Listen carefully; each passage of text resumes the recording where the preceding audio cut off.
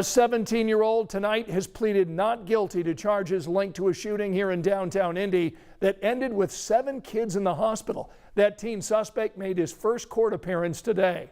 Now, prosecutors charge King Dennis as an adult with criminal recklessness and dangerous possession of a firearm. This is the latest incident of a young person charged with gun crimes this year. You probably remember the story about the teen arrested in connection with a shooting outside Beech Grove High School. 4 other teens were arrested this year after police say they stole guns from various gun stores. City leaders tonight are concerned about the rising number of gun crimes that we've seen involving teens. Tonight, 13 News is breaking down the numbers, showing this is happening more often. Our Chase Howell looked into the number of kids who've ended up in the juvenile detention center in the last couple of years. From handguns to semi-automatic rifles, all found in the possession of teenagers. What we saw differently in 2023 than we did in 2022 was youth were presenting for handgun-related offenses. So it would be possession of a handgun, possession of a firearm. According to Marion County's probation department, in 2023, 726 young people were sent to juvenile detention. In 2022, that number was just below 600.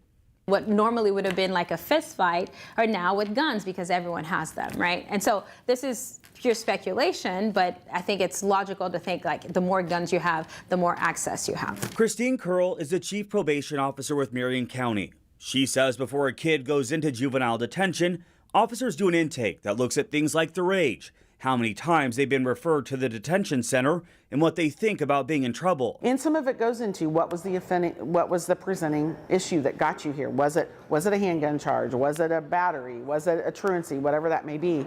And that information in total we take, and we then make a recommendation based upon the information we've received. Curl says in 2023, the amount of youth who entered the detention center was up 33% compared to 2022.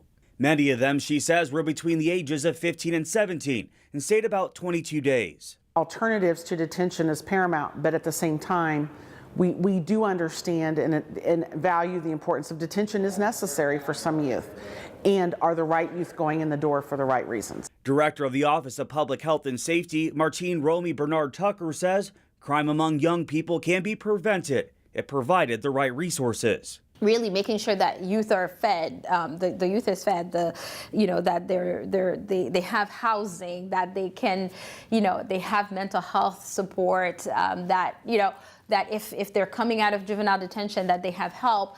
All of that is important, and it's in all of that. Whenever something is missing there, it's likely to create violence. Reporting in Indianapolis, Chase Howell, 13 News.